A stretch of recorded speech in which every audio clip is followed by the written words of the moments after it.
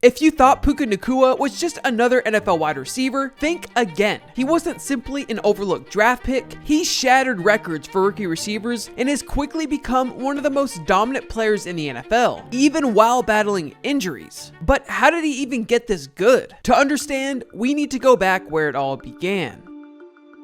Born on May 29, 2001 in Provo, Utah, Puka Nacua was born of Samoan, Hawaiian, and Portuguese descent. The nickname Puka actually means fat and chubby in Samoan, which was probably given to him for being fat and chubby in his early years, reflecting his family's sense of humor and close bond. He would grow up in a large family with 5 brothers and 1 sister. Because of this, Nacua's childhood was steeped in sports and competition. And of course, this was largely inspired by his brothers, many of which would have careers in the NFL. Football would become a family affair for the Nacuas, with Puka's father, Lionel, serving as his first head coach. He stated that he always made sure my brother was protected on the field, adding that his father had him play left tackle initially. I don't know about you, but it definitely doesn't look like Puka Nacua should be playing on the offensive line. So with no surprise, Puka wasn't the best at that position, but his dad's insistence on building a strong foundation in football left a lasting impression on him. Nacua's passion for the game of football would continue to grow as he got older. He was also excellent in multiple sports, excelling in basketball and track, but he ultimately stuck with football. He would switch to the wide receiver position in 8th grade when he hit a massive growth spurt, growing to an impressive 6 feet tall. His athleticism and speed allowed him to dominate in this new role, and by high school, it was obvious that he was going to be a standout player. Nacua attended Orem High School, where he set Utah state records with 260 catches and 5,226 receiving yards and 58 touchdowns. His talent was evident, and he quickly established himself as one of the most promising young athletes in the state.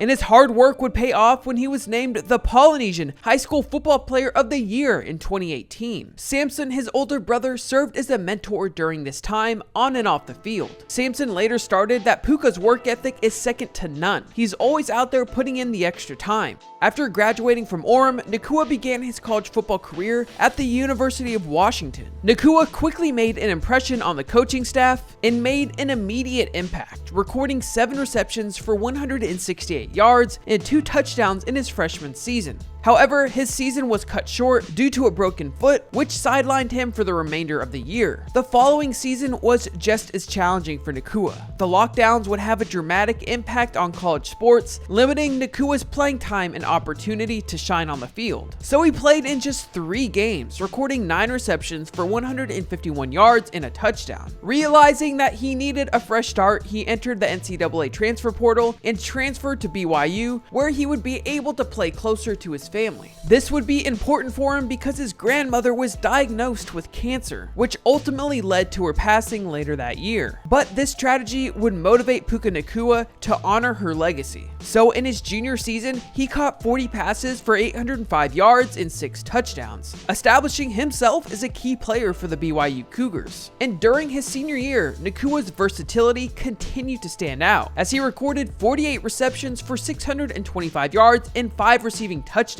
He also ran the ball 39 times for 357 yards, scoring 5 rushing touchdowns and averaging an impressive 9.2 yards per carry. So in his 2 seasons with BYU, Nacua tallied 91 receptions for over 1,400 yards and 11 touchdowns. His performances caught the attention of several NFL scouts, but he was still considered an under-the-radar prospect. Despite his strong college record, Nacua was not considered an early round pick in the 2023 NFL draft. So he was selected in the 5th round by the Los Angeles Rams, a surprise to many analysts, even Nacua himself. He mentioned that I didn't talk much to the Rams leading up to the draft, so I was surprised when they picked me, but I was ready to make an impact. So the Rams weren't initially a frontrunner in Puka's draft journey, but the team quickly recognized his potential. Rams assistant coach Andy Sugarman had been particularly impressed with Nacua during their interview, noting his versatility and work ethic. So in his debut against the Seattle Seahawks, Nacua made an immediate impact, recording 10 catches for 119 yards in a surprising win. His role expanded as veteran receiver Cooper Kupp was sidelined with a hamstring injury, opening the door for Nacua to step up as the primary target. In just his second game, he broke the NFL single game rookie record for receptions with 15 catches for 147 yards in a 30-23 loss to the San Francisco 49ers. Nacua's 25 catches over his first 2 games set another rookie record, surpassing Earl Cooper's 43-year-old record for 19 catches. Puka quickly established himself as one of the league's most reliable targets, with fans and analysts praising his natural talent and football IQ. Rams head coach Sean McVay even commended him, saying Puka's work ethic and commitment to improvement are exactly what we look for. He's not just talented, he's relentless. In his first playoff appearance, Nacua continued to shine, setting a single-game record for receiving yards by a rookie in a playoff game. He recorded 9 catches for 181 yards, including a 50-yard touchdown, and a narrow 24-23 loss to the Detroit Lions. His performance broke the previous rookie playoff record of 160 yards set by DK Metcalf in 2019, revealing just how good Nacua could actually become. So following an unforgettable rookie season, Nacua faced a setback in the 2024 preseason when he suffered a knee injury. Initially sidelined as week to week, Nacua's road to recovery was uncertain.